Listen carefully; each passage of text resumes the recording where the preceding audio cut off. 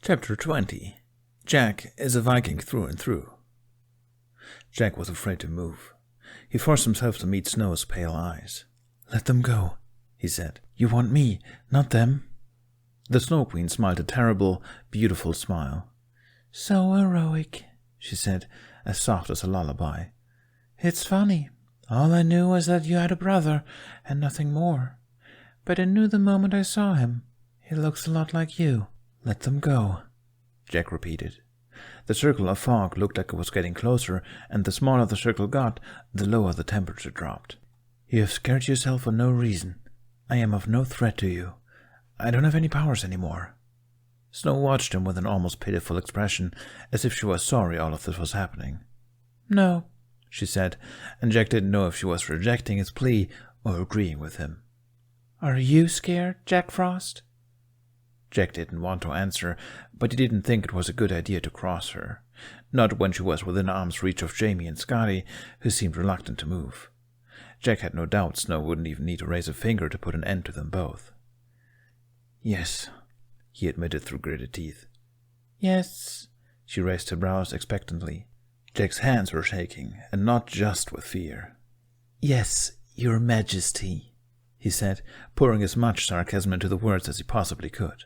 Snow smiled again. It was a faint thing, but filled with so much malicious glee, Jack felt frost spreading down his spine.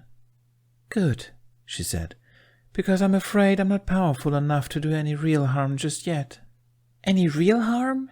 Jamie repeated incredulously, but looked like he regretted it when the Queen turned her eyes to him. He pressed his mouth shut. "Yes, little one," she said, and if Jack didn't know any better, he'd think she sounded loving. "I just wanted to come for an early visit, just for today." She looked back at Jack. At no point did she make a move towards him, but Jack kept being forced forward by the icy fog. The closer he came, the more he realized there was something different about her. She seemed almost transparent. "You're not really here," Jack looked up at her. "Then how? My soldiers? They're quite magnificent, aren't they?" She reached out with her hand, and just a few short moments later, one of the soldiers came walking into the circle. With a gentle hand, she lifted off his helmet. It was a man, Jack thought, but no, he was too pale to be a man.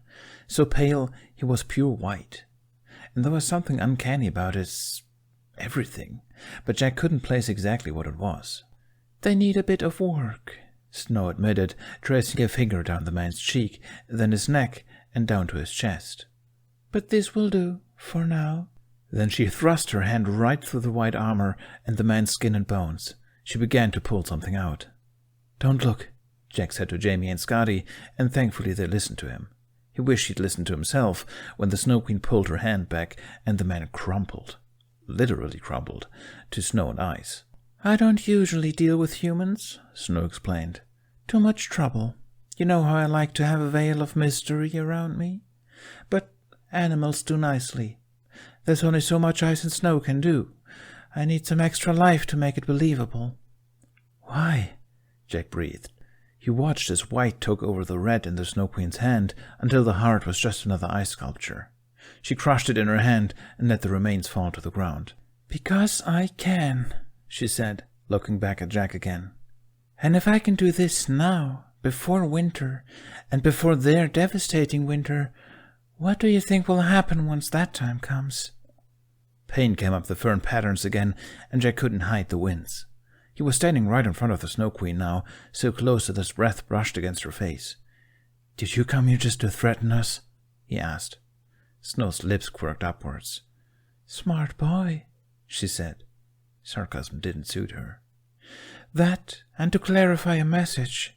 She reached up, as if to cup Jack's cheek, but her hand didn't touch him. Her fingers just hovered over the fern patterns like a cold breeze.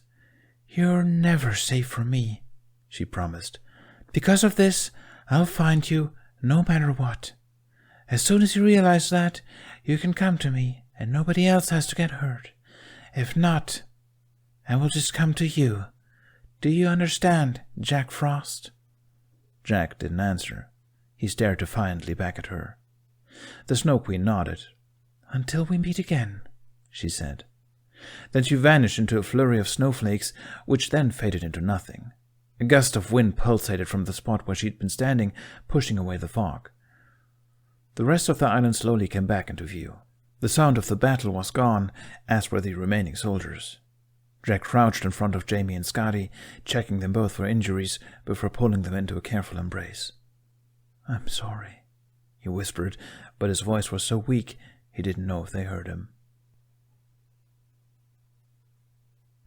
"This is a bit over the top, don't you think?" Hiccup asked, wincing as Jack dabbed a wet cloth against the gash on his head. "I just fell off toothless. It's not the first time." Jack snorted. "I'm surprised you've lived this long," he replied. "I don't want to hear that from you." "Oh, well." Some kind of emotion passed over Jack's face, but Hiccup couldn't decipher it. "I'm not a good example, trust me. Besides, maybe your head is fine, but we still need to clean the wound. Are you even aware of how dead you're looking?" Hiccup had glanced into his shield at some point and had quickly looked away.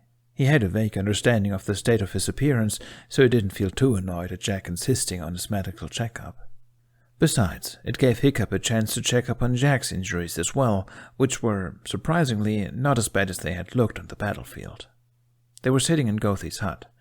Not the place Hiccup would have liked to spend his recovery time, but Jack seemed to trust her a lot more than Hiccup had expected him to. No offense to Gothi, but her personality wasn't exactly comforting. Also, there was a bowl of soup beside Hiccup that he had yet to taste, and he was hoping it would stay that way. On the other side of the room, Jamie sat by the hearth, huddled up in a blanket. There were streaks down his cheeks, though he'd stopped crying long ago, and he was oddly quiet. Of course, Hiccup didn't expect anything else. When he'd heard Jack found him and Scotty alone in the village during the battle, he was surprised they were alive, not to mention unharmed. When asked about it, Jamie just said he didn't want to talk about it. Scotty was fine as well, the last time he'd seen her. By the time Jack had come back with the two of them at his side, the fog was clearing up and the fight was over. It was the strangest thing Hiccup had ever experienced. Out of nowhere, the soldiers had been there, and then, just as fast and imperceptible, they'd retreated, as if they were one with the fog. Hiccup had helped get rid of the bodies. By some miracle, nobody, except for the enemy soldiers, had lost their lives. Nothing was damaged, and nothing was missing, and after they loaded a boat with the bodies to dump them in the ocean, no, they didn't bother to give them a proper departure to Valhalla, it was just as if the assault had never even happened. Stuart had yet to talk to Jack about it. Hiccup had a feeling that something had happened during the battle that made him change his mind about him. Neither of them had said anything about it, but their spat on the bleachers seemed forgotten, at least for the moment. "How's your shoulder?" Hiccup asked after a few long seconds of silence. Jack shrugged, either to say it was all right or to check if it was all right. Looked worse than it was.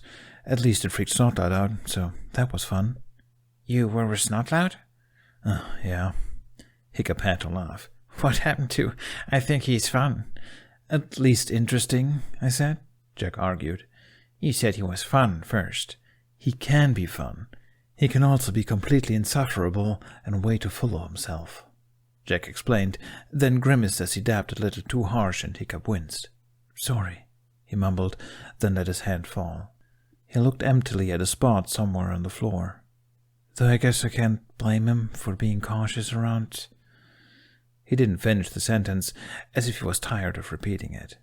Hiccup had the odd desire to reach out and take his hand, or even odder, to cup his cheek the way Jack had done to him on the battlefield.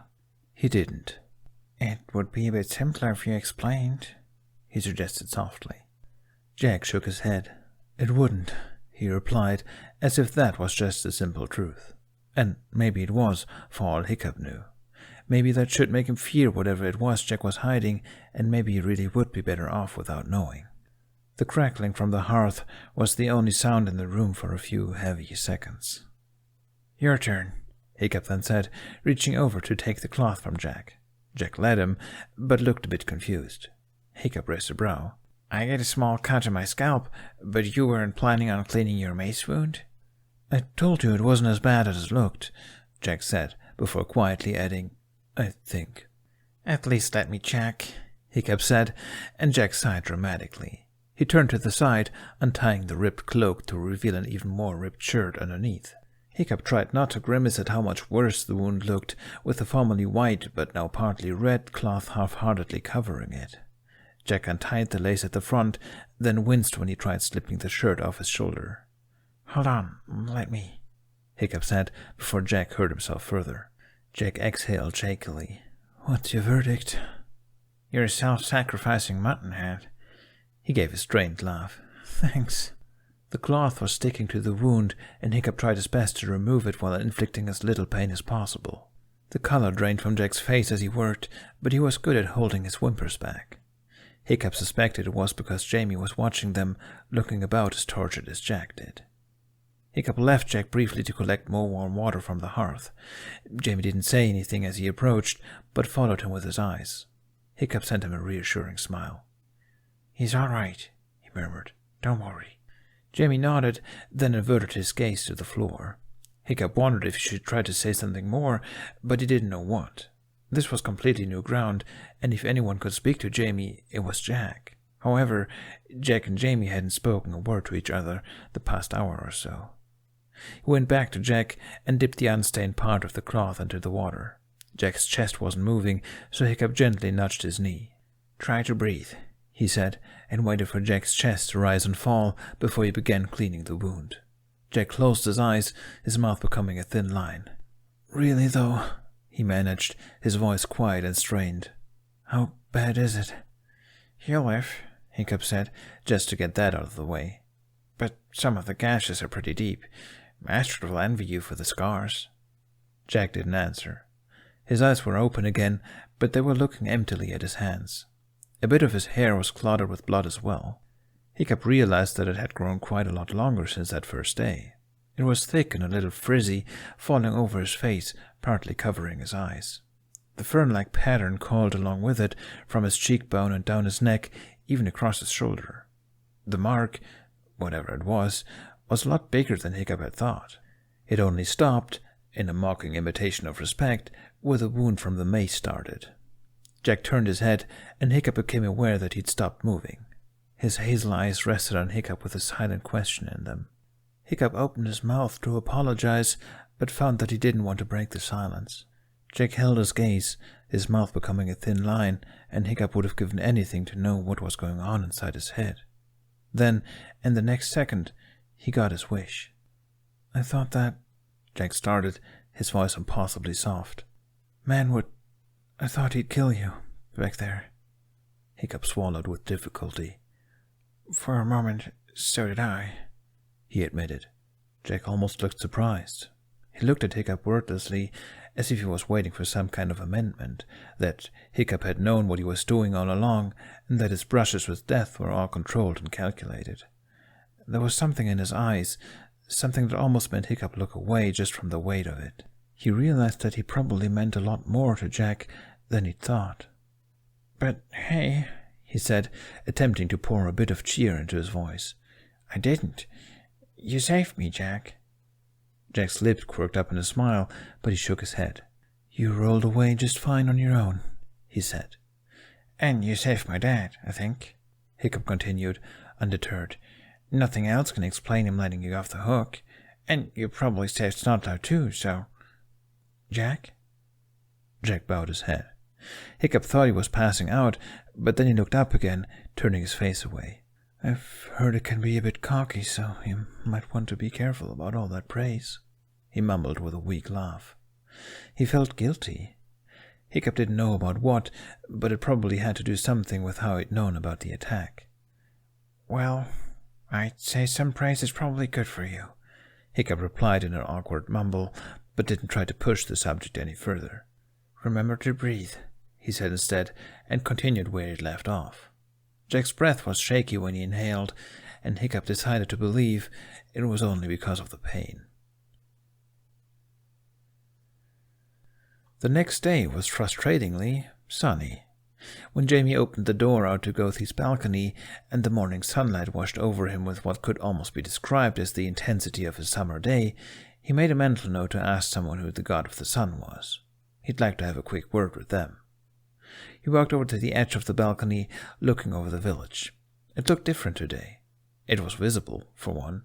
It also seemed cleaner than the day before, as if the villagers had made up for the battle by tidying the place up.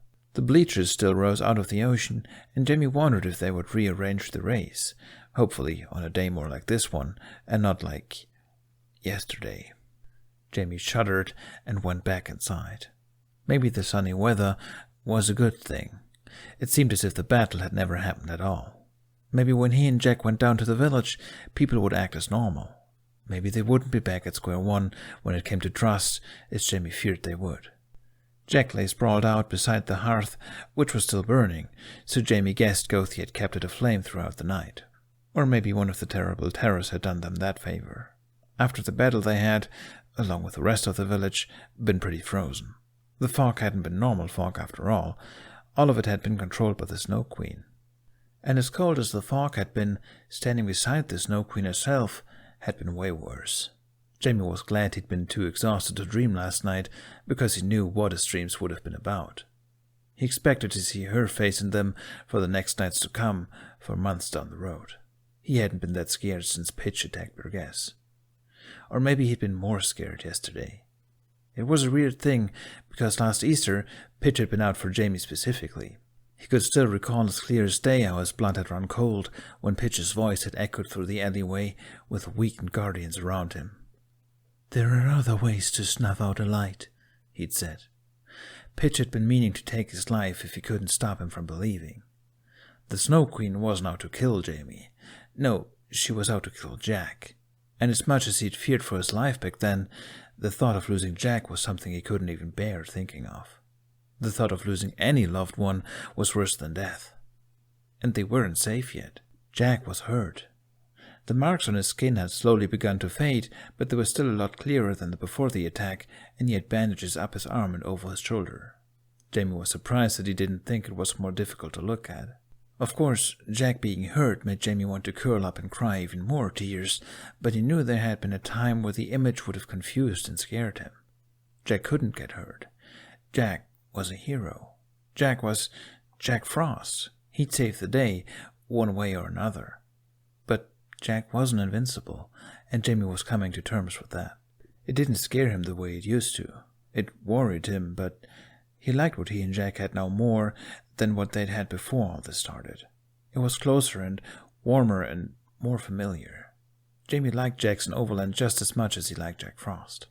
He only hoped that whatever was between them hadn't been damaged after what Jamie said to him. Jack stirred when Jamie lay down beside him. They hadn't spoken since yesterday, and Jamie was very aware of it. He just hadn't had any energy left to use his voice, and either way, he hadn't known what to say. Hiccup had, on the other hand, more or less.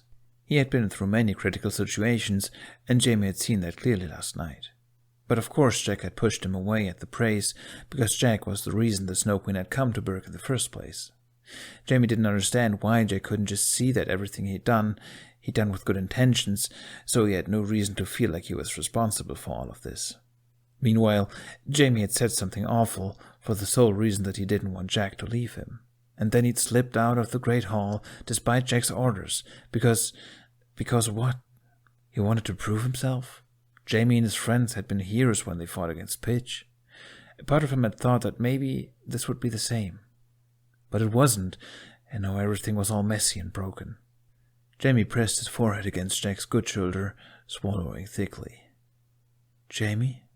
Jamie kept his eyes shut. He hummed softly in response. Jack shifted.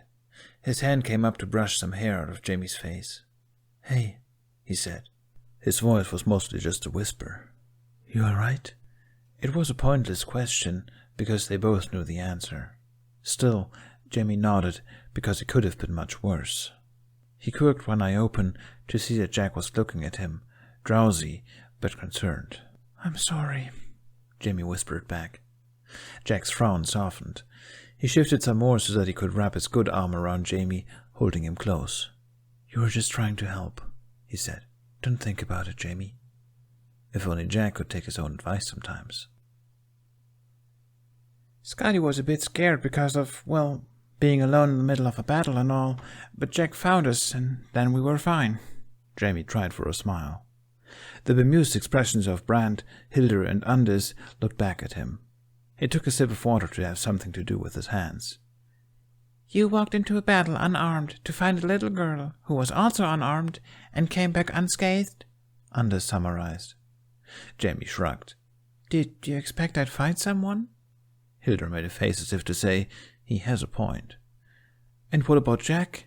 Brand asked. What about Jack? Jamie repeated. He got hurt, didn't he? Jamie looked down at his fish stew. It stank. He did, he confirmed. But sure, he was just on their side all along, right? Makes sense? Hildur rolled her eyes. It was a logical assumption. But still an assumption, Jamie retorted. Hildur opened her mouth again, but he beat her to it.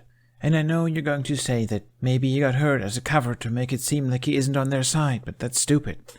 Whatever. I don't care what you guys think. The last part came out in a mumble.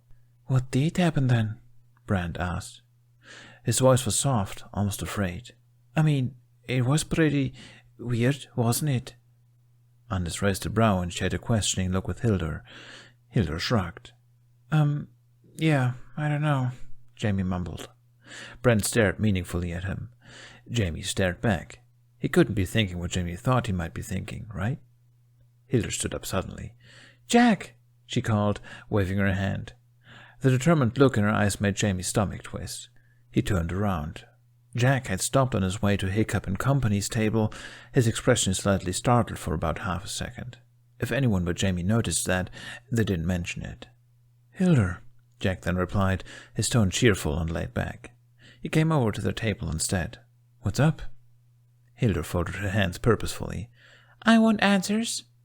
Jamie saw the suppressed laugh on Jack's face as clear as day. Hildur didn't seem to. Don't we all? Jack agreed. Anders looked slightly redder than she had before.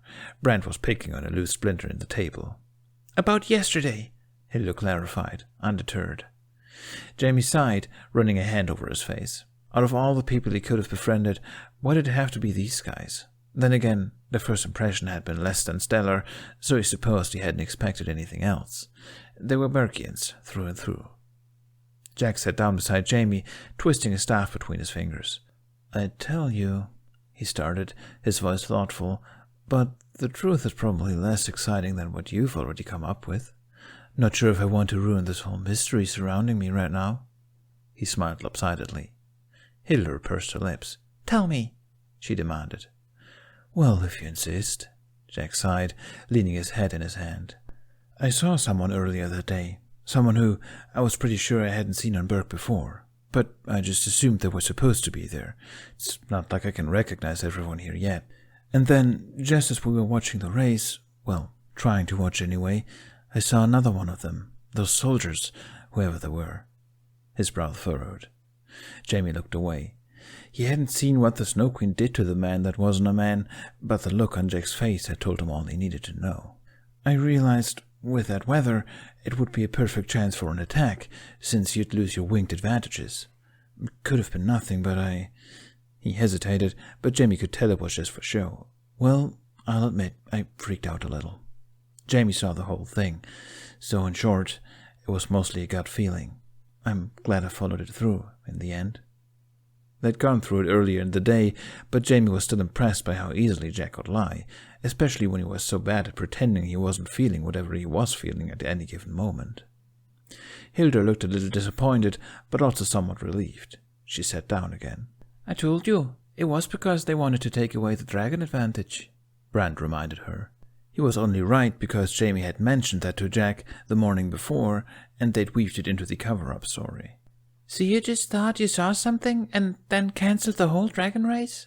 Anders asked. He's a bit overprotective, Jamie said, then winced inwardly. Jack's expression didn't change, but he stopped twisting his staff. Then he chuckled and nudged Jamie with his arm. I guess I am, he agreed with a faint smile. There was a silent apology in those words. Then he looked at the other kids again. Well, I should get back to the others. Nice chatting with Berkians. Jack froze in the middle of getting up. Stoic had risen, his arms spread out to the sides. His stormy expression had subsided a little, and Jamie noticed a slight pink hue in his cheeks. He was also holding a huge tankard, from which something spilled at his sudden movement. You all already know this evening is no ordinary evening, Stoic continued. There were a few cheers, and people raised their tankards up. Because yesterday there was an unforeseen battle, an invasion of something we've never faced before. But did we cower? The Burkians replied with a booming no. Stoic laughed a deep, rumbling laugh. Did we meet them with our weapons raised high? Aye. And did we win? Jamie imagined the walls trembling with the force of the villagers' cheers. Stoic raised his tankard high and took a huge gulp of it. As we Burkians do, he said as he lowered the tankard. He looked down at it for a moment, and when he looked up again, his expression had turned more serious. But there's one thing that might have changed the tide that left us on the side of glory. Not to say that we wouldn't have won anyway, but it seems only right to at least mention it. Stoic paused, looking through the audience. Or rather, him. His eyes came to a stop, and his lips pulled up in a triumphant smile. He goes by the name of Jackson Overland, he said, gesturing for the aforementioned to come forward. Jack looked around, as if there were any other Jackson Overlands around. Jamie nudged him, not quite holding back a laugh. Go, he whispered. Jack straightened up, looking wholeheartedly uncomfortable with the attention. But he walked up to the table, and Stoic went around it to meet him halfway. You came here at an unfortunate time, in an unfortunate way, Stoic admitted. Jack opened his mouth as if to come up with a dry quip, but then seemed to think better of it. Stoic was speaking to Jack personally now, but his voice was loud enough for everyone to hear. Our people were rattled and paranoid and weakened. The idea of our enemies, recent or otherwise, sending spies to Burke wasn't an unfamiliar notion. Jack seemed to be having trouble figuring out what was the most uncomfortable, looking back into Stoic's intense gaze or the enraptured crowd. Jamie couldn't help but wonder if he was still not used to the attention, especially not from this many people at once. Stoic turned to the crowd. But yesterday, this boy showed strength and courage I've only ever seen in a handful of people, he said. Saved your chief's skin too, but he won't admit that, Gobber added, then hiccuped. Stoic glared at him before he continued. And, he said pointedly. He turned to Jack and smiled. The loyalty of one of our own. So here's to Burke! He raised his tankard again, and while the whole hall mimicked him, he turned around and grabbed another tankard from the table and shoved it into Jack's hands. For the battles we've won, and the battles to come, and the allies and friends we make along the way. The hall boomed with cheers. Stoic gulped on the contents of his tankard, then said something to Jack, too quiet to be heard. Jack grinned in reply, still a bit sheepish, then took a sip from the tankard he'd been given. His face scrunched up with disgust, and Stoic and Gobber burst out cackling. Jamie thought he knew what was in that tankard.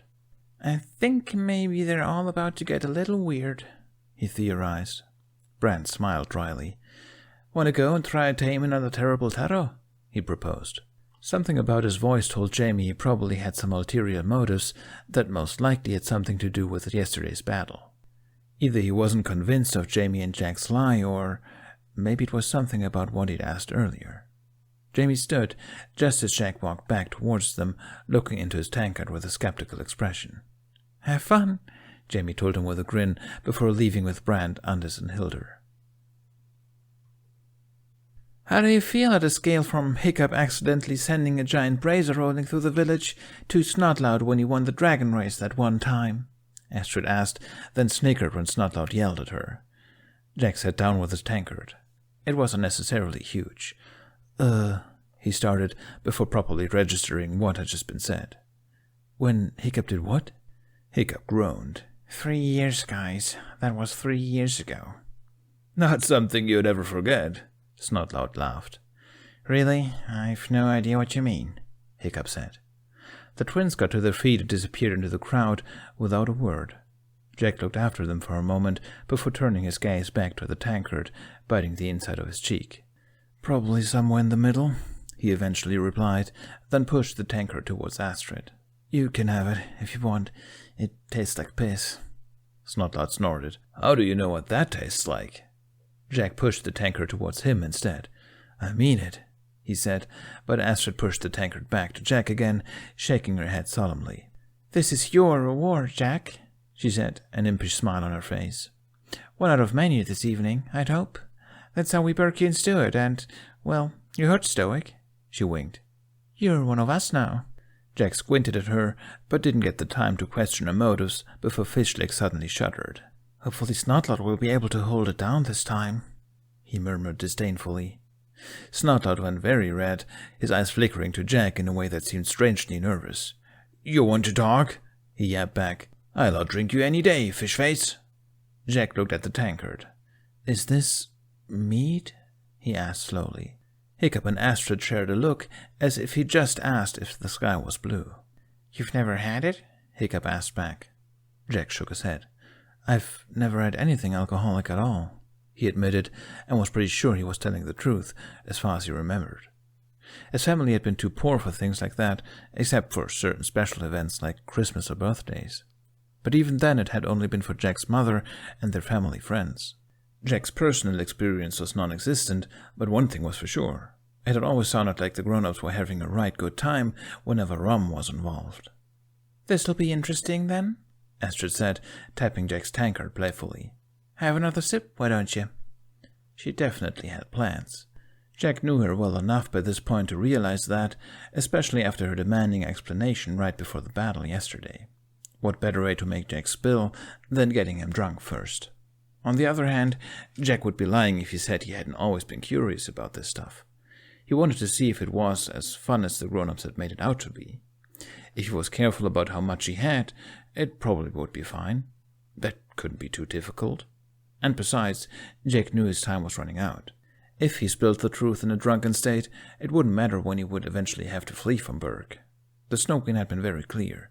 He couldn't put them in any more danger than he already had. Maybe this could be his slip too. While everyone was intoxicated, he'd grab Jamie and... what? Steal a boat? Train a dragon? And go where? For all he knew, they would fly straight into the open ocean. But he had to do something. He decided he'd cross that bridge when he got to it, and took a sip to distract his thoughts. He couldn't hold back the grimace this time either. Everyone around the table laughed, and Jack couldn't help but laugh with them. "You can't actually say you like this stuff," he protested. "It's not about the taste," Roughnut explained gruffly, appearing at the end of the table alongside Toughnut. They were holding a wooden board on which 6 more tankards were balanced. The twins placed it triumphantly on the table and grabbed one each. "It's about the effect. You'll like it after a tankard or two, believe me," Toughnut promised. Jack's heart felt ever so slightly elevated. The twins had gone to fetch mead, not to escape him. Maybe they were good after all. If only they'd meet his eyes for more than 2 seconds at a time. "To Jack and Jamie's official welcome to Berg," Astrid said with a broad grin, "and to Jack's first time getting hammered. Bottoms up." Hiccup made a slightly pained noise, but brought the tankard to his mouth and leaned his head back.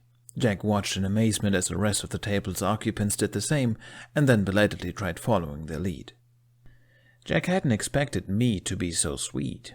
Now, he usually enjoyed sweet foods and drinks, but there was something else in the beverage that made his throat protest and his chest heat up. "It's not too bad," he told himself, but knew it was just his winner instinct urging him to finish the tankard before anyone else did. In the end, he didn't finish first. Actually, he finished last, but still got an enthusiastic applause for finishing at all.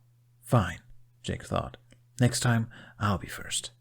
"Ah, gods," Hiccup muttered, and Astrid punched his shoulder playfully, causing him to wince. "Ow, why do you always insist on chugging first thing?" "To get the ball rolling," Astrid explained. "What do you think, Jack?" "Not much," Jack admitted. "Am I supposed to be feeling anything, aside from slight nausea?" On the other end of the table, the twins were fighting again. Jack thought it was because they'd finished at the same time and were battling for the right to the 4th place, and Snotlout was egging them on. Fishlegs was already collecting their tankards, placing them back on the wooden board before heading back to the barrels to fetch more meat. "Strange. You should probably have some more then," Astrid said. "You too, Hiccup?" "Astrid, you know how I get," Hiccup moaned. Astrid laughed. "Yes, I know very well. It's hilarious." "Now I'm curious," Jack said, leaning on his arms and peering expectantly at Hiccup. "I sense there's a story behind this." "No story," Hiccup said, his cheeks flushing. "It's just, I get a little bit energetic. And there was that one time, Hiccup repeated desperately. "What did you do?" Jack asked, then turned to Astrid in hope of a retelling, because Hiccup looked like he wanted to take the story to his grave. What did he do? Oh, Jack, Astrid said, leaning on Hiccup with a devilish smile. What didn't he do? He really is his father's son, I'll tell you that. Jack laughed, looking between the two of them. Hiccup met his eyes briefly, but then shook his head and looked away, almost bashfully. What's that supposed to mean? Did you... Wait, where are the dragons? Did it have something to do with them? It always has something to do with them, Hiccup mumbled. Maybe you'll get to experience it firsthand, Astrid said. No spoilers. You'll have to help me get him drunk, though. Jack met Hiccup's eyes again, a grin spreading on his face. Hiccup raised his brows. You two are a horrible combination, you know that, he said with an exaggerated roll of his eyes. Still, he was wearing a fond smile, and it made Jack's own smile widen even more. Fish sticks came back, and a freshly filled tankard was placed in front of Jack again. His stomach twisted nervously, begging him to not do what he was about to do, but his winner instinct was unbeatable. He came in last a second time and swore under his breath, though it was soon followed by a laugh. Strangely, the meat wasn't so bad this time, though he still had to take a few seconds to make sure the meat stayed inside his body. When he looked up again, Hiccup was giving him a slightly worried look. Don't throw up, he told him. Jack scoffed. I wasn't planning on it. Don't worry, Snotlot will be first. He always is, Astrid said. Snotlot looked up from his conversation with the twins. Did someone say my name? Jack, Hiccup, and Astrid burst out laughing. What's so funny? Snotlot barked, going red again. Fishlegs gave a delighted sigh, resting his head in his hand. I love these special nights, he muttered, as if he was talking to himself. I love meat. Could have gone without the reason we're celebrating, to be honest, Hiccup admitted. The twins scoffed. Everyone knows meat tastes better after a battle, Roughnut proclaimed. Especially the unexpected ones, Toughnut said, before adding, that we win, of course. Not that we've ever lost any battle. He exchanged a high five with his sister. Astrid hummed. We did get a small warning, though, she said. Jack shifted, bringing his staff closer. I'm sure you'd be all right anyway, like Stoic said, he tried. I mean, we saw the way some of you fought. Not that I could see much at all, but what I saw, Snotlot especially surprised me. Snotlot stared at him for a moment. Oh, thank you. I mean, of course, he said with a haughty laugh. Then he frowned. Wait, what do you mean, surprised? Well, from what I heard, Jack surprised Snotlot as well, Fishleg said, and smiled impishly when Snotlot glared at him in warning. Something about moving as if he was flying and taking the blow of a mace. That's what he told me, anyway. But Snotlot doesn't usually boast about anyone but himself, so it's got to be true. Snotlot slammed his hands on the table, then pointed aggressively at him. I told you that in confidentiality, he hissed. Astrid narrowed her eyes at Snotlot for a moment. This seems weirdly familiar, she said. Well, I saw him too, Hiccup said, and Jack couldn't help but notice how soft his voice sounded in comparison to Snotlot's yelling. Briefly, anyway. I was knocked out, and whatever can impress my dad, it's got to be worth boasting about. What happened with you two? Fishlegs asked. Jack blinked. Weird how quickly he forgot how to use words whenever the words directed at him were positive. Bickering with Bunny was no problem, but praise? No way. He started. Nothing really, I just... Stop being modest, Astrid said, rolling her eyes. It's not gonna last around here. I'm not, Jack insisted. Really, I just saw someone behind him and yelled at him to watch out. The soldier or warrior, whatever it was, stumbled and gave Stoic time to turn around and deflect the attack. The table went silent with disappointment. The twins shared a look. Stumbled? Roughnut repeated. After you yelled? Jack nodded. It was luck. I don't believe in luck, Toughnut said, crossing his arms. To be fair, it was pretty cold. Maybe he slipped on some ice, Jack said, and tried to make his shrug seem nonchalant. You have a point. Very cold indeed, Roughnut said. Jack stared at her, and then at Toughnut, and back. Yeah, he said slowly. He realized the rest of the table was following the conversation closely. Not just Astrid, who Jack knew was waiting for something to come to light, but the whole table. His chest constricted suddenly.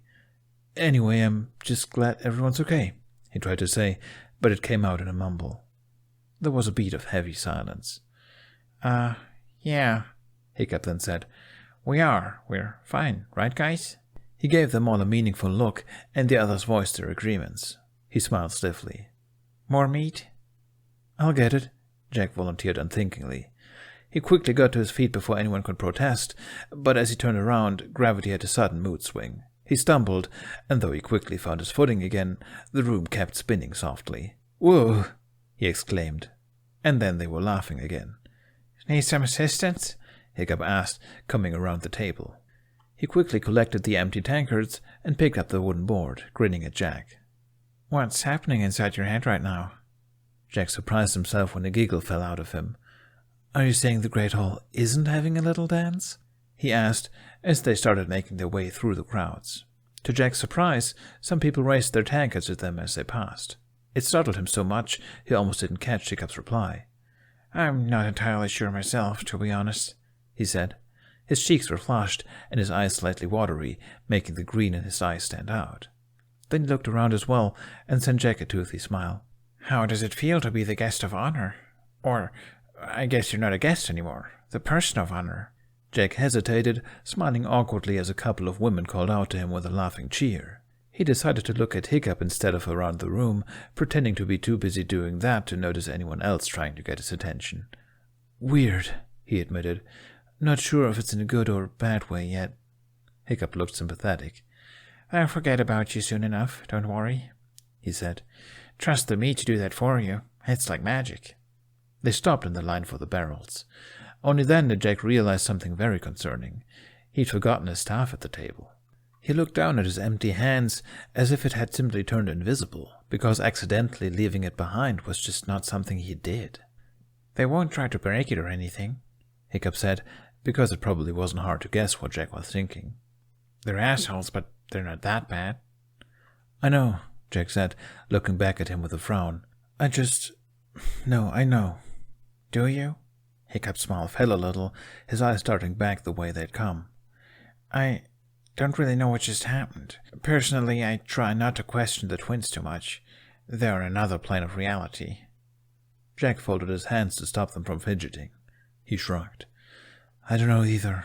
I just know they all want answers, he said. Not that I blame you. Hiccup was quiet. He opened his mouth hesitantly, then frowned and closed it again. Whatever they want, it can wait, he said, placing a hand on Jack's good shoulder. This night is for us, and that includes you. No questions, no answers, just fun, all right? The weight of his hand seemed somehow heavy and distant at the same time. The touch made a belated jolt go through Jack's chest, and he felt the need to bring up his hand and put it on top of Hiccup's, to marvel over the fact that he could. It was something he'd gotten mostly used to at this point, but for some reason it made something swell on Jack's chest. He grinned. I can do fun, he said. Hiccup's eyes glimmered as he smiled back at him, and he squeezed his shoulder. I know you can. Then someone promptly walked into him from behind, knocking the wooden board off the hand he was balancing it on. There was a flail of arms as Hiccup and Jack tried to save the tankards, but they all went crashing to the floor, rolling away in all directions. The wound on Jack's shoulders protested at the sudden movement. Oh, Hiccup. Oh, hi, Jack. Gobbard cheered, his words slurred and his face pink, before he wobbled his way back to where Stoic and Spitelout seemed to be having a wrestling match. Gobbard didn't seem to have noticed the collision at all. Hiccup shared an exasperated look with Jack before they bent down and started collecting the tankards. Jack tried not to use his right hand too much, though the wound didn't hurt as much as it did yesterday. Jack swayed slightly when he straightened up again, placing the last tankard under the wooden board. He wondered about this, taking a moment to study the way his body felt, almost compelled to rock back and forth, along with the spinning of the room. It felt extremely silly. Come on, Hiccup said with a laugh. They were in the front of the line now, beside the barrels. Help me fill these and try not to spill anything. It turned out to be harder than it should have been, and took a lot of concentration to place the tankard onto the wooden board, even when Hiccup held it out for him, as close to the barrels as possible. Hiccup's mouth was also a thin, focused line, his grip on the board tight as if he was afraid he'd drop it if he got distracted. Jack placed the last of the tankards on the board, sending Hiccup a frown. Is this it? He asked slowly. They moved out of the way of the line, but didn't start walking back just yet. It? Hiccup repeated. Then he laughed, louder and easier than before. Do you mean, are you drunk yet? Jack snorted. How would I know? You're the experts. Well, Hiccup shook his head slowly, as if that was an extremely difficult thing to reply to. Possibly, he said. Slightly. A little tipsy. It was somehow hilarious. Jack threw his head back with a laugh. He wondered if he was a little tipsy as well. Snotlow was holding Jack's staff when they came back to the table, standing upright with a wild look in his eyes. Jack and Hiccup shared a confused look. Not normal. I've never seen anyone move like that. It's like I barely had to do anything because it was like he knew where they'd come from. It was crazy. Snotlow, Astrid said, smiling like she was barely containing her laughter. Does this mean you've forgotten the last person you spoke this fondly of? Snotlow froze mid-swing. What? Astrid leaned on Fishleg's shoulder. Thor Bone Crusher? She sing-songed. The reaction was explosive. Snotlow's eyes went wide, and Fishlegs yelled at Astrid to shut up, while the twins burst out in roaring guffaws. Jack started laughing as well, even if he didn't know what they were talking about, and turned to Hiccup for explanation. Hiccup was wearing a half-smile that was slowly turning into a frown. Wait, what? He said, putting down the tankards on the table again. Who's Thor Bone Crusher? Jack asked, sitting down between Snotlout and Fishlegs. Could I have that back? Snotlout sent him a wide-eyed look. He handed him the staff, then grabbed the tankard. None of your business, Jackson, he snapped, then took a huge swig. His face was flushed from the alcohol. Astrid's eyes were narrowed in suspicion, but at the question she grinned, folding her hands like she was about to deliver wonderful news. Oh, you see, there was this one time. No, Fishlegs protested, waving his arms. No, absolutely not. We're not remembering this. He was interrupted when Ruffnut threw her arms around his shoulders from across the table, almost knocking a tankard over as she did, and pressed a hand over his mouth. Tuffnut hopped up onto the bench and placed one boot on the table as well. The Song of Thor Bone Crusher, he started importantly, gesturing at Fishlegs. He continued in a singing voice. In the face of a Scaldron scalding gal. Scaldron scalding? Astrid criticized. Like you can come up with anything better, Tuffnut retorted. We hypnotized Fishlegs, Hiccup said before Tuffnut could continue singing. And while he was under, Snotlout started talking about how we would turn him into some vicious, bloodthirsty Viking, and then it happened. Fishlegs renamed himself.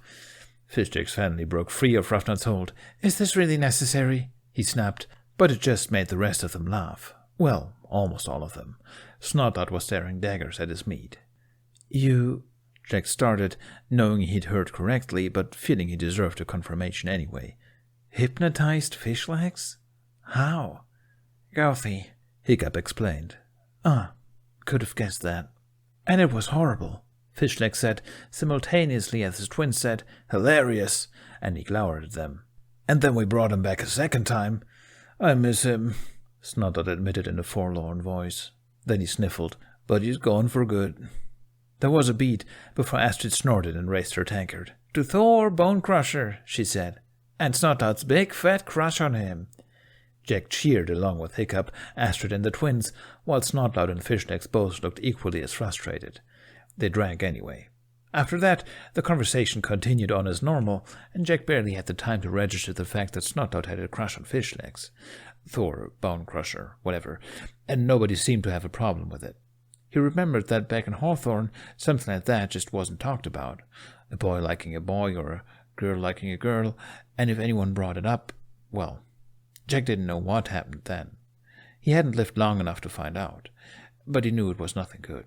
But the reveal was forgotten about soon enough, as Jack eventually finished his third tankard. He put it down on the table and held on to it as if it would stop the world from spinning if he gripped it hard enough. He let out a shaky breath, feeling himself sway back and forth. The sounds around him seemed more chaotic than usual, but he also minded less. It felt like he was floating, his every movement soft and liquid. It felt a little like he was looking at everyone through a window, just observing his own body do things. He looked to his right. Fishlegs was talking animatedly with Astrid. Something about which one of them was stronger. Jack wondered if they meant physically or mentally, because though Fishlegs was strong, he wasn't much of a fighter, but then realized they were talking about alcohol tolerance and how they were keeping a tab on who vomited or first passed out. Passed out? Jack looked down at his hands. That might just be him.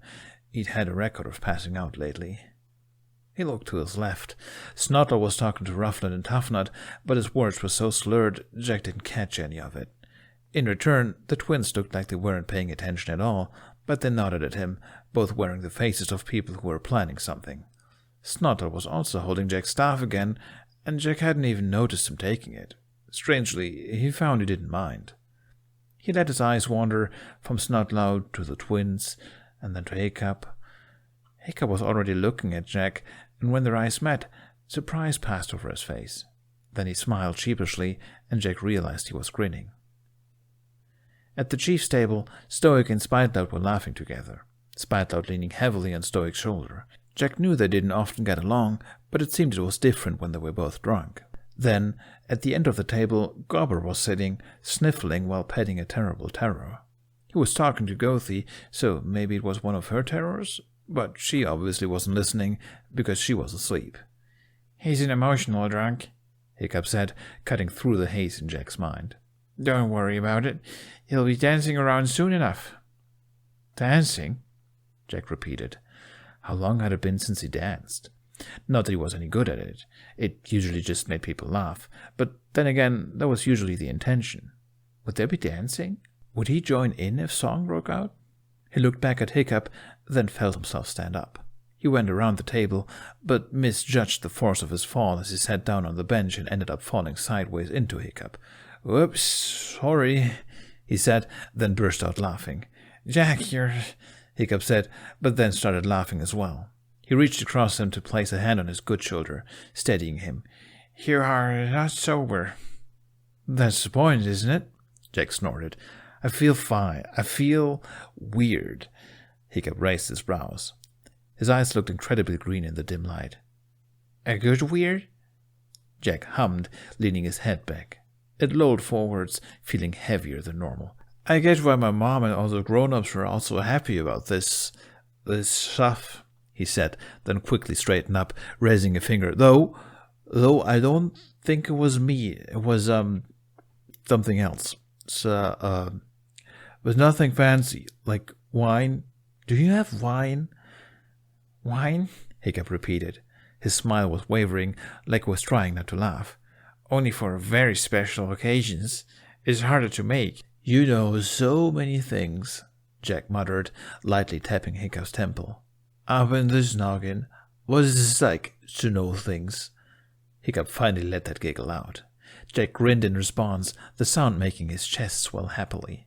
Nothing was better than laughter. Hiccup's laugh especially was quickly making its way upwards on the list of Jack's favorite laughs.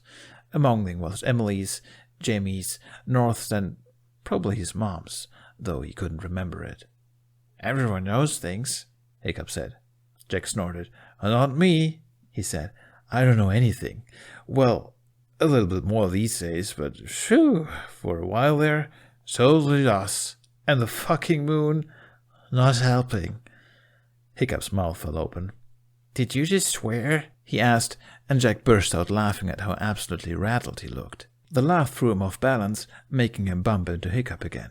This time, none of them tried to steady him, and he knocked his head playfully against Hiccup's. Hiccup giggled again. "Wait, Jack, you don't swear?" "Not in front of the kids, I don't," Jack agreed. "That would be bad. I know many bad words." "Uh-huh," Hiccup said. "Well, there you go. You know some things. Those things being bad words." He stumbled through the sentence, slurring slightly as he talked. Jack grabbed Hiccup's tankard and looked inside it. "Drink up, Hick," he said, holding it up to his mouth. "I'm not going to make a fool of myself alone." "You're already prepared to make a fool of yourself?" Hiccup asked, but grabbed the tankard anyway and took a sip. "I always am," Jack replied merrily. "Life's too short to take oneself too seriously, don't you think?" Hiccup opened his mouth to answer, but before he could do so, something wonderful happened. Gobber let out a guttural cry that a second later turned out to be his singing voice, belting out some kind of drinking song. People, including both Stoic and Spitlout, quickly joined in with booming enthusiasm. Some got to their feet. Jack straightened his back. "It's happening," he muttered, sending Hiccup a wide-eyed look. Hiccup blinked. "I can't dance." he said, and Jack cackled. Neither can I. What did I just say? He got to his feet and pulled Hiccup up with him. Life's too short, Hiccup. What did Astrid say again? Oh yeah, bottoms up. It wasn't like he had to, but Hiccup downed the rest of his meat like it had been a serious order. Once he put the tankard down, Jack grabbed him by the arm and pulled him to his feet. Astrid spotted them and shot to her feet as well, pulling fish legs with her. Time to move, she said cheerfully, and sent Jack the happiest grin he'd ever seen her wear. It was hard to tell whether or not she still planned on making him talk, and Jack realized that he didn't know if this counted as not drinking too much, because it wasn't like he had any frame of reference. But he had to admit one thing. He didn't actually care that much anymore. Astrid caught up with them, but they'd barely gotten to join the dance when they lost each other in the crowd, as people started lining up in a ring, pushing away benches and tables and downing their drinks. A lot happened at once. People were yelling his name, toasting to him, patting his back in a way that was probably harsher than what they meant because it sent him stumbling forward, but that only resulted in more laughs. And Jack laughed with them, and it felt so incredibly easy. He ended up between two villagers he'd never even talked to before, a young woman and a scrawny old man, whose names he never learned, and then everyone started moving in a circle, singing and moving in a well-versed rhythm. Gobber's voice somehow never drowned in all the rest of them, singing his heart out with crude lyrics about his axe and a mace and ugly wife. Jack didn't know the lyrics, though he quickly learned the last line of every verse. I'm a Viking through and through. Maybe that wasn't exactly true, but as they all stumbled around in the great hall, stepping in spilled meat and holding onto each other so as to not fall face first into it instead, it felt very much like it was. The circle eventually dispersed, and people found partners or trios or quartets, and Jack found himself talking and laughing with more people than he had his entire stay in Berg put together. At one point, he danced with Astrid and even Snotlout, who seemed to have put his earlier offense behind. At another point, the twins ended up on top of the chief's table, conducting another sing-along. To Jack's surprise, Tufnut was holding Jack's staff, using it as some kind of baton. When Jack called out to him, he turned with a grin and threw the staff to him. Jack caught it clumsily, probably hitting his head with it, and then stumbled back into a person. Jack! Jack whirled around and almost stumbled into Hiccup again, who did his best to steady him. Hiccup, he replied. Where are your shoes? What? Your shoes! He gestured at Jack's legs, and Jack looked down to see that his feet were very much naked. He wiggled his toes before looking up confusedly. Hiccup stared back at him before he started cackling, and Jack followed suit, so much he tipped forward and he and Hiccup ended up in a halfway hug. Are you having a good time? Hiccup asked, close to his ear. I'm having a fantastic time, Jack replied, grinning from ear to ear. He placed his hands on Hiccup's shoulders, resting his staff on the crook of his elbow. He looked into the air, trying to find the right words to describe what he was feeling. Bizarre, he ended up with, looking incredulously back at Hiccup. I mean, I'm here. I'm actually here. People are talking to me and everything. Dancing and... He laughed again, shaking his head. He was alive, is what he wanted to say. For the first time, he realized how much that actually meant to him to get his second chance. Hiccup was grinning. Let's find your shoes, he said. No, I want to dance more, Jack protested. Remember your injury, Jack, Hiccup said, glancing at Jack's shoulder. His old cloak had been replaced with another one of a slightly darker brown, which hid Jack's bandages entirely. You're going to reopen the wound. Jack scoffed, waving a hand. I feel fine, he said. Hiccup deadpanned. Yeah? Well, you won't tomorrow if you continue like this. Trust me. Hiccup, Jack said, sending Hiccup a smirk. What was Astrid talking about earlier? Why are you so careful about all this? He gestured in the vague direction of Ruffnut and Tufnut's two-person performance. They started to walk around the room. Hiccup's hand rested lightly on Jack's good shoulder. Nothing, Hiccup insisted.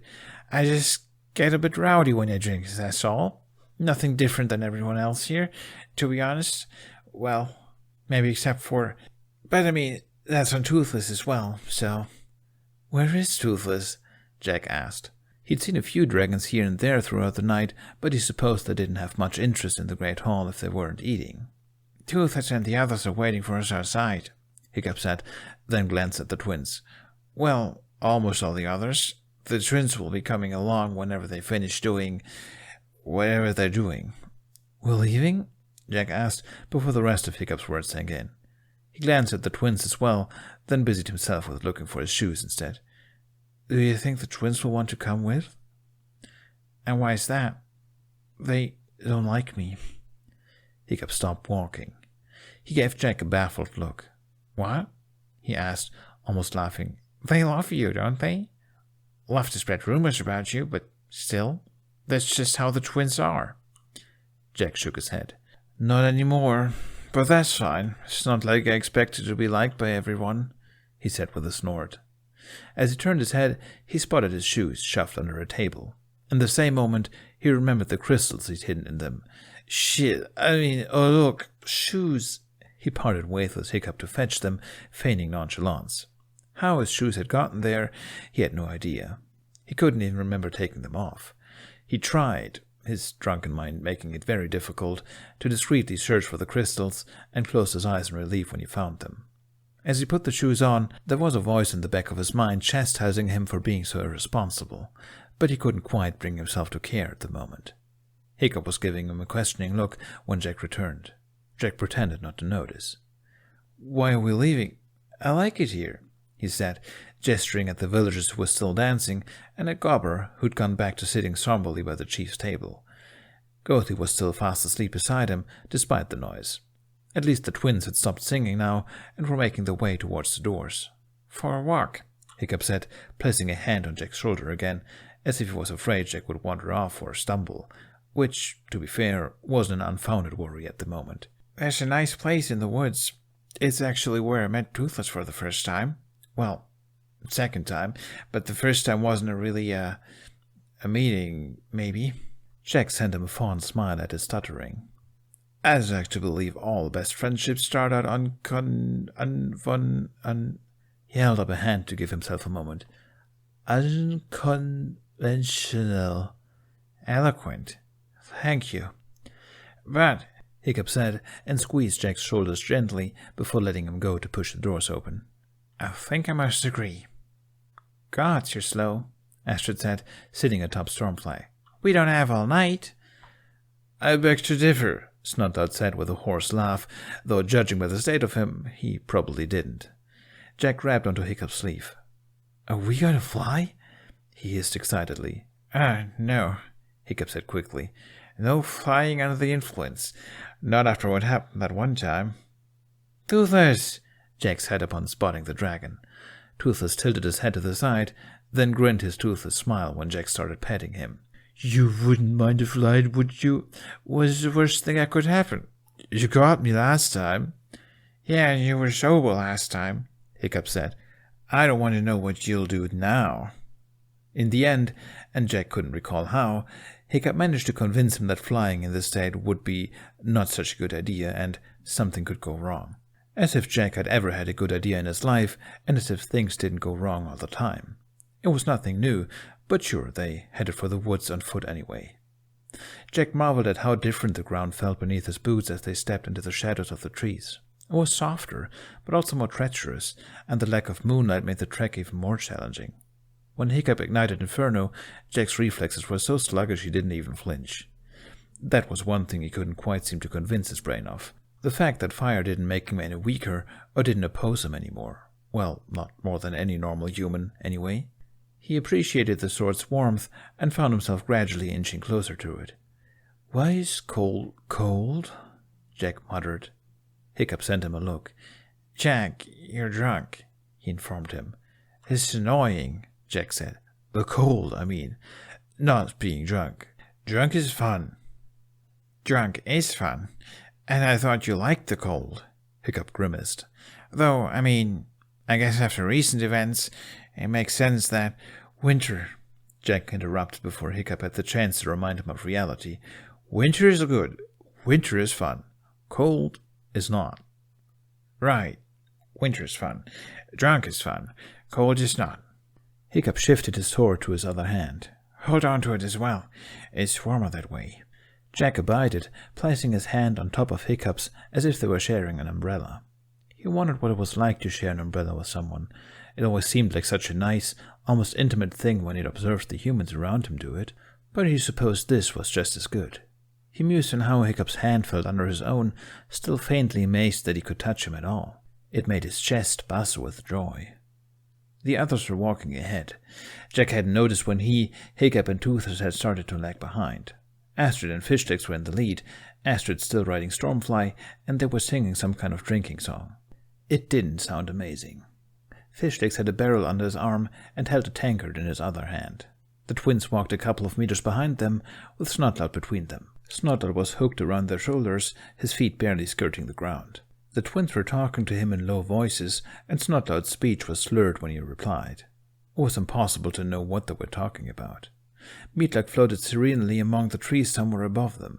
Barf, Belch, and Hookfang had flown ahead. Toothless walked close behind Jack and Hiccup, like he was fully aware either of them could trip and fall at any moment. "It's just over there," Hiccup said, pointing ahead. Jack squinted but didn't see much in the darkness. However, he did notice the moonlight coming through, suggesting a definite lack of trees a few meters ahead. As they got closer, he realized it was because the ground dipped suddenly. The moon shone down into the cove and glimmered in a pond at the bottom. "This is where you met?" Jack asked, running a hand over Toothless's head.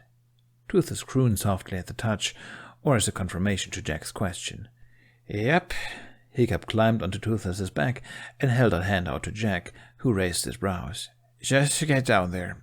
I'm not trusting any of us to get down on our own." "How often do you come here?" Jack asked, taking Hiccup's hand and climbing up behind him. "Together? Only when we're drinking, really," Hiccup said. "Hold on tight." Toothless jumped off the edge, and Jack enjoyed the brief moment of flight before they landed smoothly on the ground again. He wondered if it was just because the moment was so short, but the weightlessness didn't feel as liberating as it usually did. Fun, sure, but his brain was too scrambled to truly appreciate it. Maybe flying under the influence truly wasn't worth it after all. Hiccup hopped off Toothless and patted his back, and Jack was about to do the same, but instead he just ended up sort of draping himself over the saddle, half his face pressing against the scales of Toothless's head. "I love you, Toothless," he mumbled appreciatively. "I can't believe you're real." Toothless made a noise that sounded slightly confused. Hiccup stifled a laugh beside him. "Come on, Jack," he said. "You're making a fool of yourself." "That was the plan, wasn't it? And Snotlout's doing a better job than I am, I have to say." Snotlout was trying to wrestle with Hookfang's teeth, but then again, that was nothing new.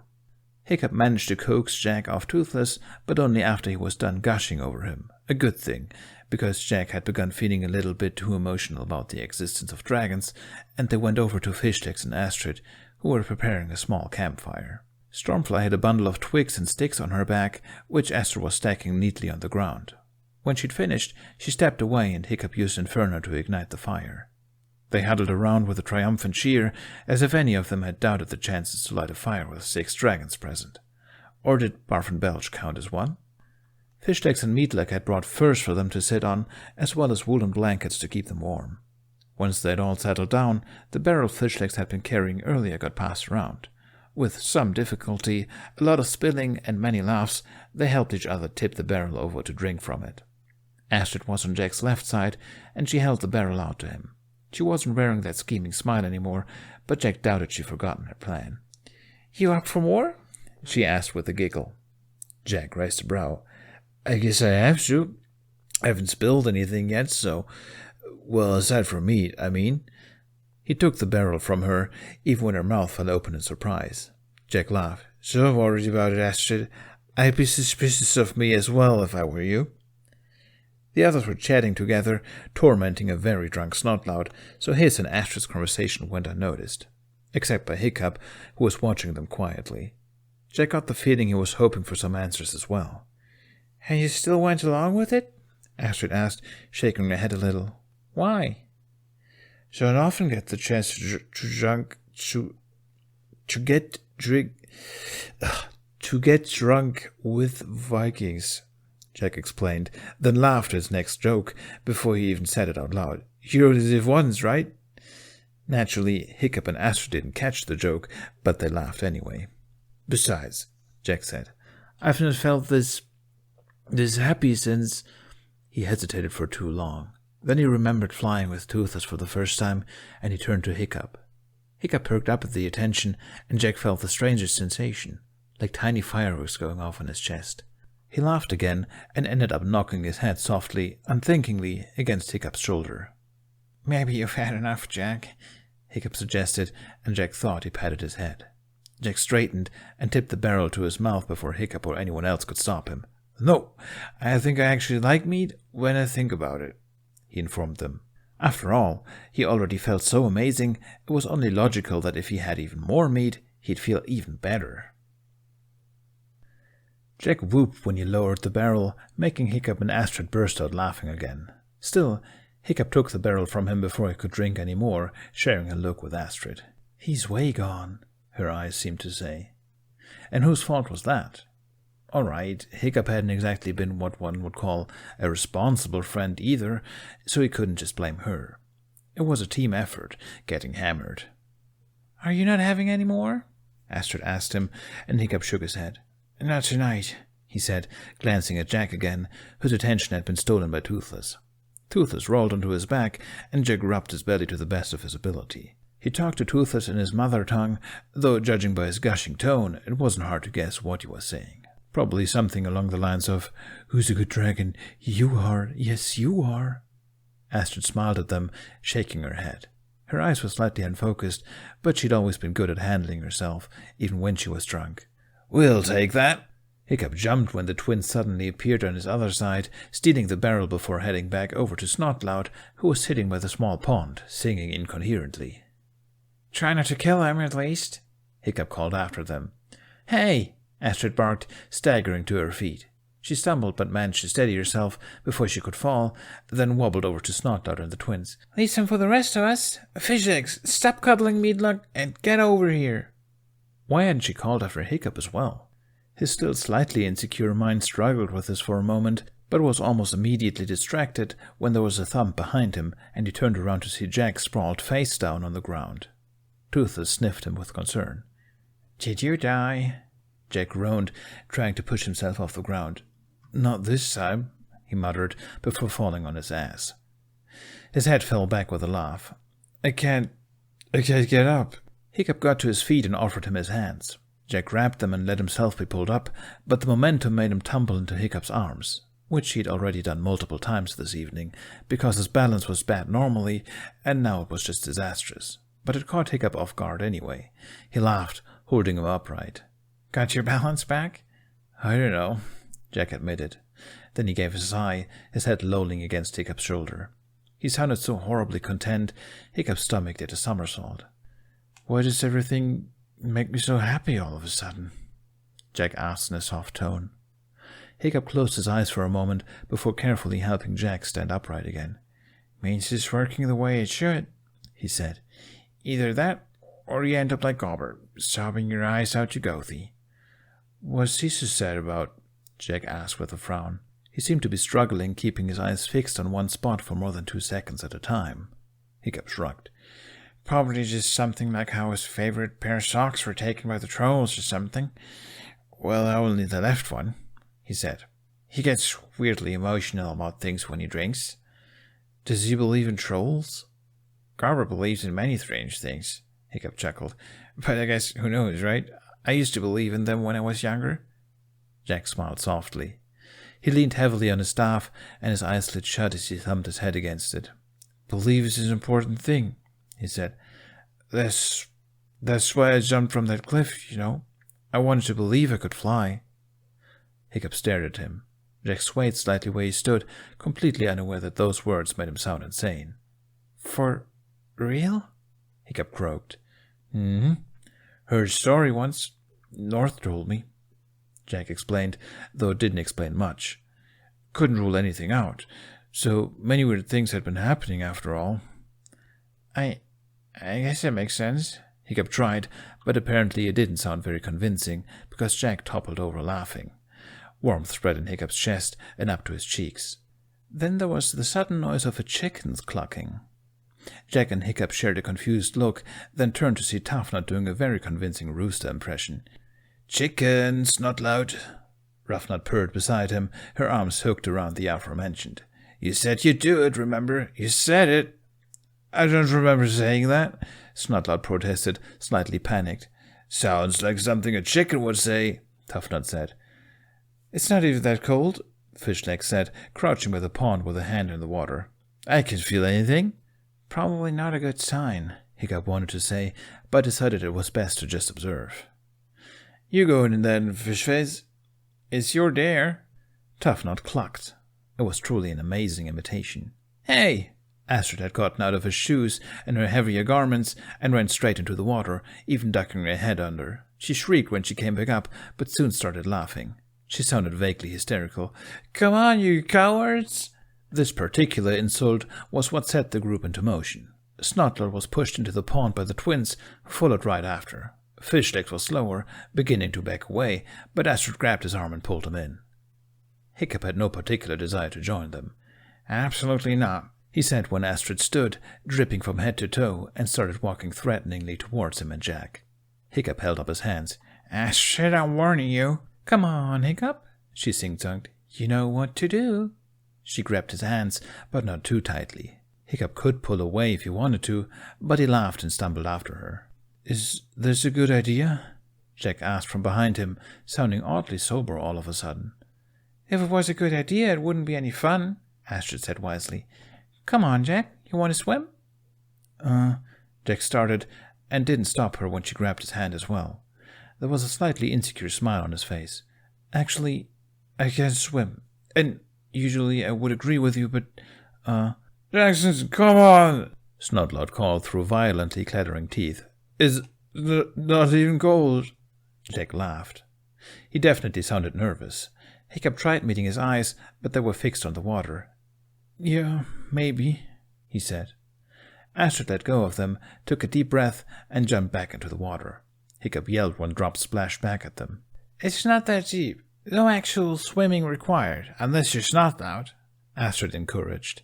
Come on, boys. You only live once, right? Hiccup had to admit he wasn't sober enough to truly consider which level of stupidity this ranked as, nor to fight against the urge to show off. Jack took a step forward, but then paused to look at the others. To Hiccup, the picture in front of them was hilarious. Snotlout was clutching his biceps, creating a rapid beat with his teeth. Fishleg's mouth was a thin line, and though he stood completely still, he was making a high-pitched whine. The twins were wrestling each other into the water. I think I'm gonna... Jack stuttered before staggering backwards. He turned around and spilled his insides on the ground. The group cheered, as they always did whenever someone got so lucky to be the first person of the evening to throw up. Snotlout laughed. The twins and Fishlegs chanted Jack's name triumphantly. Jack moaned miserably, and Hiccup hurried to steady him before he had the time to fall into his own vomit. Congratulations, Hiccup said with a concerned chuckle. He led him back to the campfire. Sit here. I'll get you some water. Jack didn't answer. His eyes seemed hazier than before. Hiccup grabbed Fishleg's tankard and filled it with water from the pond. Probably not the healthiest option, but the only option. Wash out the taste with this, Hiccup said, holding the tankard out to Jack. Jack took it, but still remained silent. Hiccup sat down beside him. Hey, you okay, Jack? Jack looked up at his name. He nodded and brought the tankard to his lips. He washed his mouth, then spit the water out on the ground behind him. That sucked, he said with a weak smile. Hiccup smiled sympathetically back at him. Better now than tomorrow, I'll tell you that, he said. Maybe it's time to head back. Jack was quiet for another moment before he nodded. It's cold, he whispered. His mood had diminished so fast, Hiccup felt ridiculous. Of course he was quiet. Of course he sounded nervous. In the moment, he hadn't remembered the conversation they'd had back on Outpost Island. Jack's nightmare about drowning.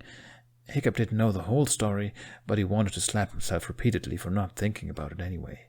Instead, he got to his feet. Astrid, he called. Make sure the twins don't murder Snotlout. We're heading back. Astrid yelled back a confirmation and Snotlout an insult. Hiccup offered Jack his hand again, and he shakily got to his feet. Whew, Jack said, running a hand over his face. That was a ride. Come on, Toothless. What was a ride? Hiccup asked. Here, climb on first. I don't trust your ability to sit upright, and try not to puke again. Memories, Jack said, clumsily climbing onto Toothless. They're coming back. I won't puke. Hiccup climbed up behind him and gently pushed Jack's staff away from his face. Memories? But you said... He trailed off because he couldn't come up with a way to finish the sentence that didn't sound accusing. Oh, not those. Other memories. Wait. Hiccup cut himself off when Toothless took off the ground, and he grabbed onto Jack to steady himself. Who's unsteady now? Jack laughed. You do have amnesia? Hiccup asked. What are you talking about? Jack sighed, and it was so deep and tired, Hiccup felt bad for asking. Yeah, for a while. They're slowly coming back, but sometimes they catch me off guard. It took a few seconds before anyone said anything, as Hiccup processed this. Toothless touched down in the forest. Why? Hiccup asked. Jack slid off Toothless, stumbled, and caught himself against a tree. He spun his staff in the air. Despite being clumsy in every other way right now, his handle on his staff remained immaculate. Don't want to talk about it, he mumbled. It just makes me sad. I don't want to become Gobber. He started walking. Okay. Wrong way, Jack. Hiccup grabbed his arm, but quickly pulled away again when Jack flinched. Sorry, he said, wondering what he'd done wrong. Jack let out an exasperated chuckle. Don't be, he said, and threaded his arm under Hiccup's as if to make a point. It's fine. It's wonderful, actually. Just takes me by surprise sometimes. He smiled at him, and their faces were so close that, even in the darkness, Hiccup could see Jack's faint freckles. Right, Hiccup said, after what felt like forever. He closed his mouth and cleared his throat. Right, he said. This way. Jack clung to him even more than usual, and Hiccup eventually realized that it probably wasn't just because he could barely stand on his own 2 feet. What he just said, it didn't make any sense, but it had to mean what it sounded like it meant, right? Though Hiccup wasn't even sure what that was. It's wonderful, actually. What a strange thing to say. What was he supposed to make of that? Can I ask you something? Jack hummed. Go ahead. Hiccup hesitated. Did you know about the attack beforehand? The following silence was expected, but terrifying nonetheless. Hiccup opened his mouth to apologize. He'd gone against what he'd promised earlier that night. Just fun. This wasn't fun. Jack shook his head. Not really, he said in a soft voice. I promise, Hiccup. I got a feeling, and I knew, but only a few short minutes beforehand. I can't explain it. Hiccup frowned. Are you an oracle or something? He asked, then blushed when Jack started to laugh. No, he said, but then tilted his head to the side. Well, maybe, yes. I don't know. Sort of? That's every possible answer you can give to that question, Hiccup said. Not really, Jack said. He was staring into the air, his head lolling slightly back and forth. I could tell you the truth, the whole truth. Hiccup held his breath. Will you? He then asked. Another excruciating pause. Not yet, Jack whispered. It felt almost electric. Hiccup forced himself to act casual, to breathe normally.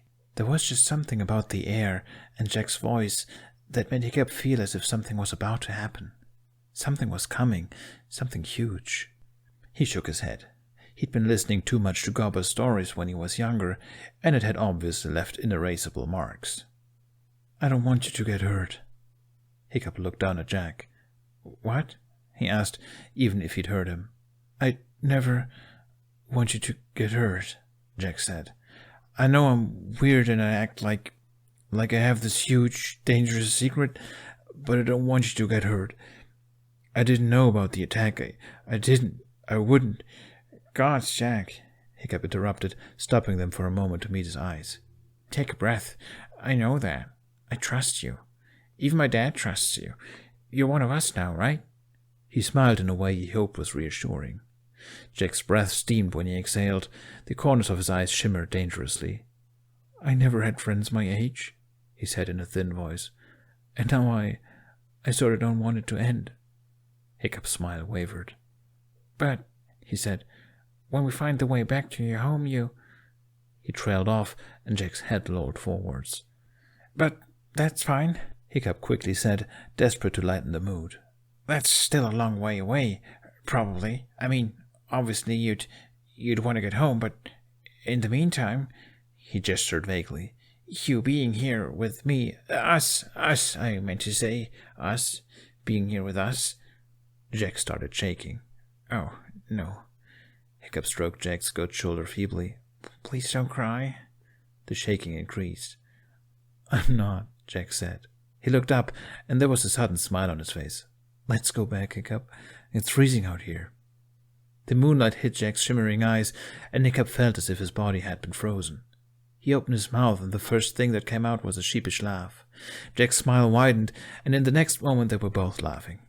Toothless made an exasperated noise, which just made them dissolve into giggles all over again. Oh, to be drunk and confused in the middle of the dark woods with a guy whose laugh made Hiccup feel like something. The meat wouldn't let him know. He'd figure it out later. They were almost at the Haddock house when Jack suddenly stopped, grabbing Hiccup's arm. He had a wild look in his eyes. No, he hissed. Jamie can't. He cannot see me like this. God, you scared me for a moment there, Hiccup chuckled. Don't worry, Jamie is with Fishleg's aunt and uncle. He left with Brand, didn't he?